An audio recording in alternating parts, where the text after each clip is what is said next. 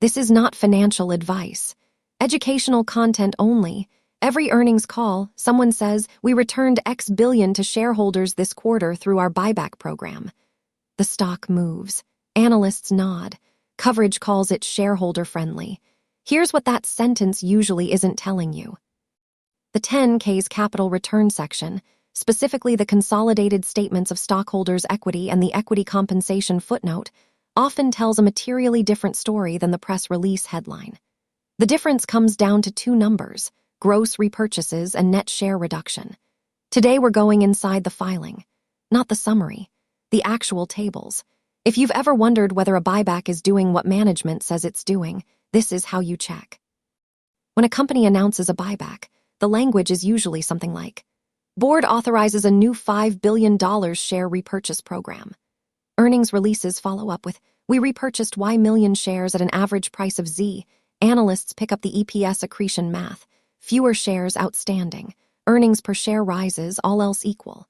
That framing is what lands in financial media coverage, in analyst note summaries, and in the management prepared remarks. It's not inaccurate. It's incomplete. And the incompleteness is systematic. The number that makes the buyback look most effective is the one in the press release. The numbers that complicate the picture are in the 10K. The filing is public. It's standardized under SEC requirements, and it's almost never the source journalists or Twitter finance accounts are reading from. There are three places in a standard annual 10K where the real capital return data lives. First, the consolidated statements of stockholders' equity, usually in Item 8 with the financial statements. This is a row-by-row table showing every transaction that changed the share count during the year, share issuances for equity awards, share repurchases recorded as treasury stock, or a reduction in shares outstanding, and the net result. It is the ground truth on share count movement. Second, the equity-based compensation note, one of the notes to the financial statements in Item 8. This is where you find restricted stock units that vested, stock options that were exercised, and ESPP shares issued. Those are share issuances. They dilute. Third, the MD&A liquidity section, usually Item 7, where management summarizes capital allocation decisions. Management tends to emphasize the gross repurchase figure here. The net change in share count appears, if at all, in the equity statement. To be precise about the source, these are Form 10K filings submitted to the SEC under the Securities Exchange Act of 1934, publicly available on EDGAR at no cost. Here's the calculation that doesn't appear in the earnings press release. Net share reduction equals gross shares repurchased minus shares newly issued through equity compensation during the same period. If a company repurchases 40 million shares and issues 32 million shares through RSU vesting, option exercises, and employee stock purchase plans, the actual reduction in diluted share count is 8 million, not 40 million. The 40 million is the gross buyback. The 8 million is what actually happened to the float. To put some rough scale on this, stock-based compensation expense as a percentage of revenue varies widely by sector, but technology, financial services, and biotech firms can run SBC in the range of 3 to 7% of revenue, sometimes higher. A company with $8 billion in revenue might issue $300 to $500 million in stock annually through compensation alone. If the buyback program spends $600 million, the net capital returned through share reduction could be $100 to $300 million, depending on the prevailing stock price at vest. The headline said 600 million. The float barely moved. That's my read on what that math implies. You can verify this directly. Pull the weighted average diluted shares outstanding from the current 10K and compare it to the figure from 2 or 3 years prior.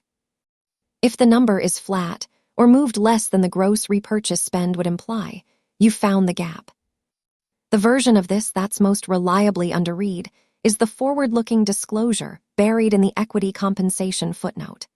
Under GAAP, companies are required to disclose total unrecognized stock-based compensation cost and the weighted average period over which it will be recognized. A line like, "We had approximately $2.1 billion of unrecognized compensation cost related to unvested equity awards, expected to be recognized over a weighted average period of 2.8 years, tells you something important.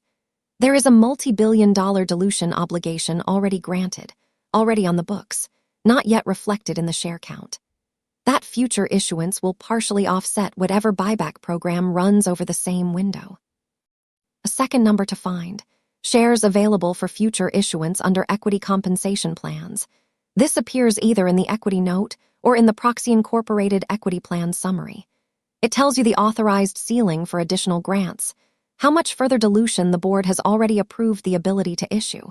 Neither of these is unusual disclosure. This is standard GAAP and SEC reporting. Companies are telling you this. The information is in the filing. That's my read on the access question.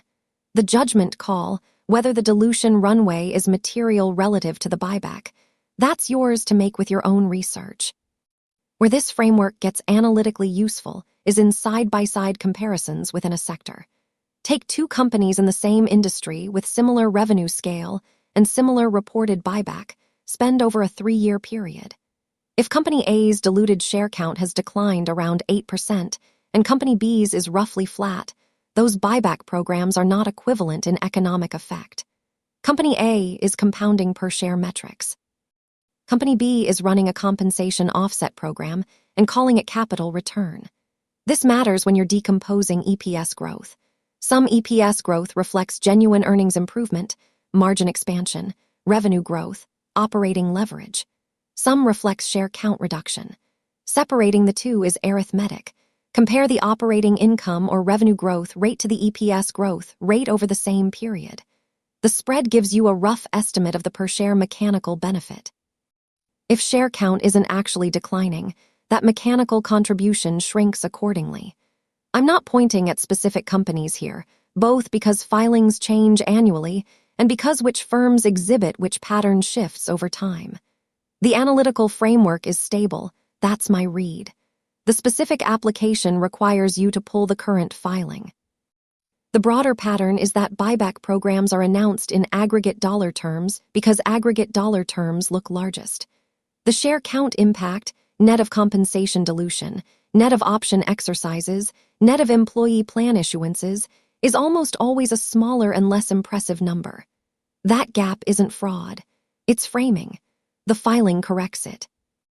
What I find most telling is that the analytical work to close the gap takes about 10 minutes with a 10K open on one tab and a calculator. The weighted average diluted shares line is on the income statement cover page. The gross repurchase figure is in the cash flow statement under financing activities. The equity compensation note walks you through the issuances. 3 tables. None of them require a financial modeling background to read. The reason the gross figure dominates public discussion isn't that the net figure is hidden. It's that nobody asked. That's my read on the incentive structure here. Here's the real tool. Before the next earnings call for any company you follow that announces a buyback, pull the 10K from EDGAR, go to the Consolidated Statements of Stockholders' Equity, and do the 3-year diluted share count comparison. 5 minutes.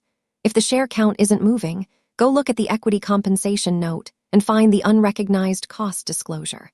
That's the follow-up question management rarely gets asked on calls, and it's one you can ask yourself before you hear their answer. I'm Diane, back next briefing.